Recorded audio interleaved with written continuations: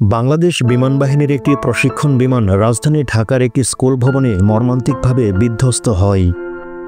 এই ভয়াবহ ঘটনায় কমপক্ষে ২৭ জন নিহত, যাদের বেশিরভাগ শিশু, এবং ১৭১ জন আহত, যাদের মধ্যে অন্তত ২১ জনের অবস্থা গুরুতর। এই জাতীয় ট্র্যাজেডির কথা বিবেচনা করে বাংলাদেশ সরকার ২২ জুলাই জাতীয় শোক দিবস হিসেবে ঘোষণা করে। সরকারি শোক পালন এবং নিহতদের স্মরণে কুয়েতে বাংলাদেশ দূতাবাস ২৭ ও ২৮ জুলাই ২০২৫ তারিখের একটি শোক বই স্বাক্ষর অনুষ্ঠান আয়োজন করে। কুয়েত রাষ্ট্র কূটনৈতিক মিশন এবং কুয়েতে অবস্থিত আন্তর্জাতিক সংস্থার উল্লেখযোগ্য সংখ্যক প্রতিনিধি শোক বইতে স্বাক্ষর করে দূতাবাস পরিদর্শন করে এবং তাদের গভীর সহানুভূতি প্রকাশ করেন। এ সময় আরও অনেকে যারা ব্যক্তিগতভাবে উপস্থিত হতে পারেননি, তারা দূতাবাসের অফিসিয়াল ইমেইলের মাধ্যমে তাদের শোক বার্তা পৌঁছে দেন।